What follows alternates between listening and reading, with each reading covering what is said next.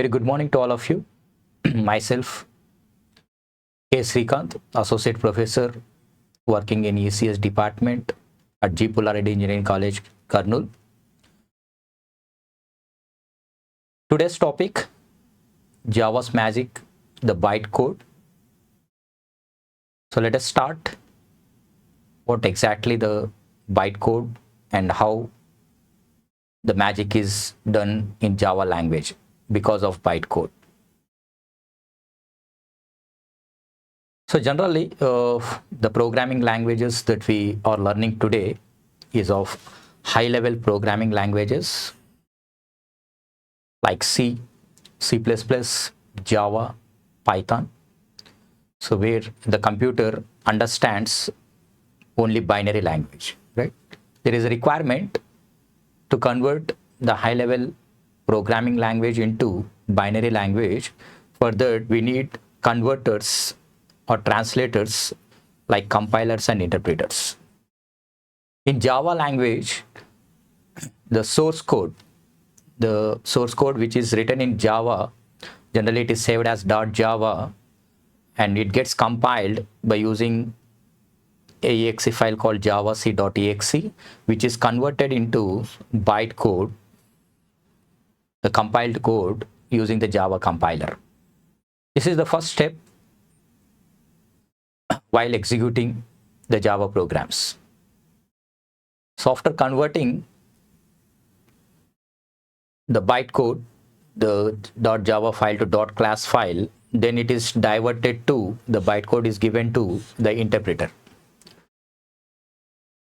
So the interpreter, it reads line by line that is there in the byte code and it converts it into mission language, or we call it as binary form, that will gets executed using java.exe program. So overall, the Java source file is converted into byte code and the byte code is converted into mission code. With the byte, because of byte code, the Java language, it becomes platform independent. And we come across, so to happen this, so we need a lot of components, right? One is, if you see JDK, which is Java Development Kit, and we have Java Runtime Environment, that is JRE, to develop and execute Java-based applications and programs. Let us see a small diagram how the Java programs gets executed internally. So we have totally so 4 components. So one is the JDK, which is the Java Development Kit. The Java Development Kit.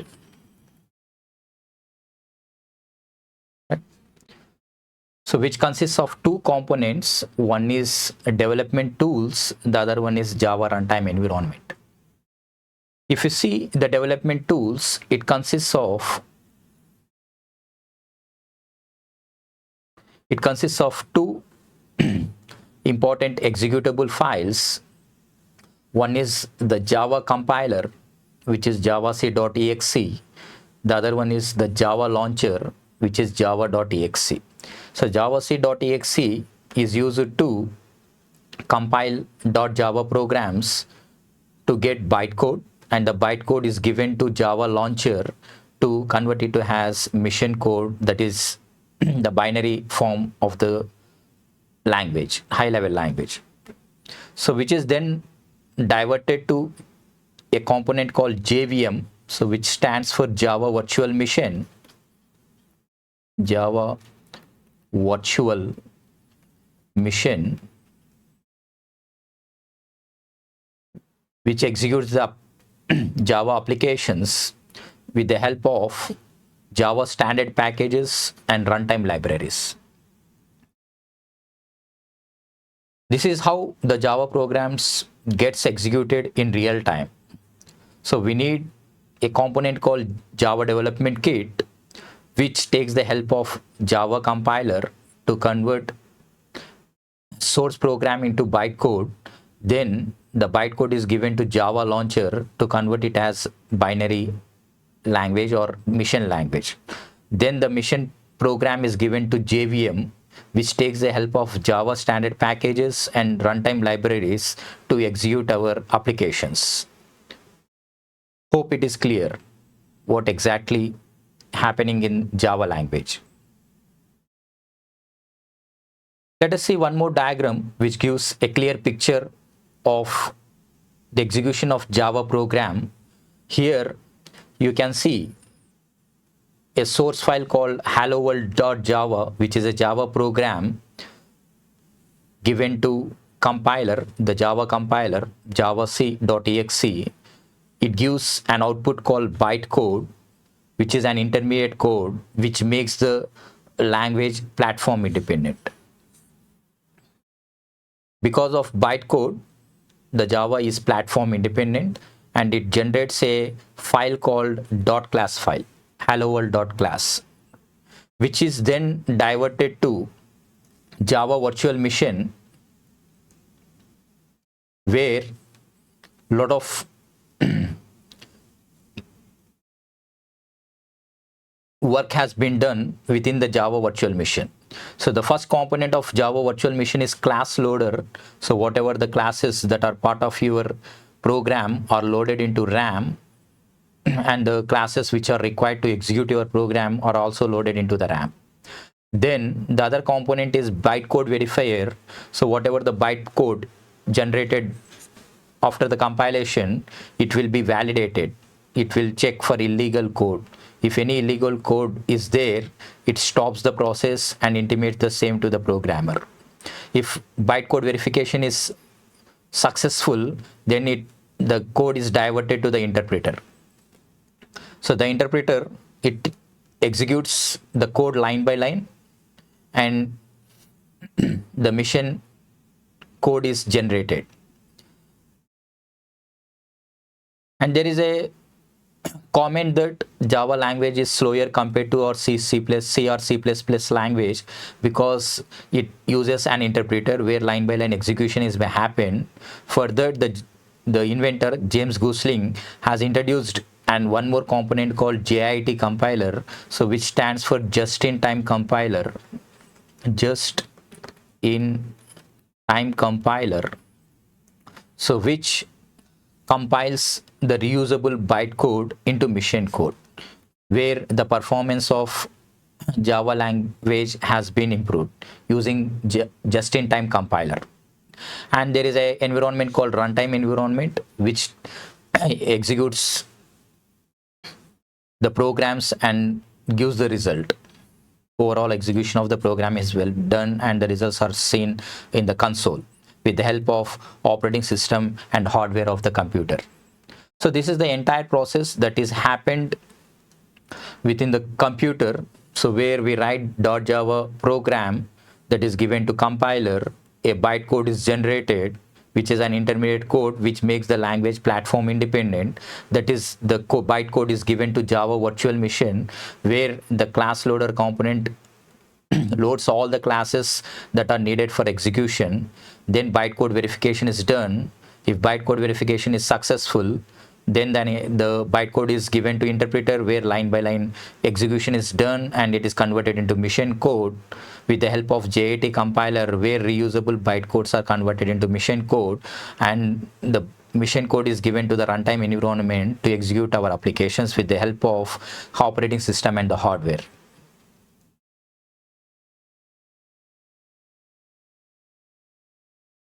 And this figure, it gives the overall execution of a C language, where the C language is platform dependent.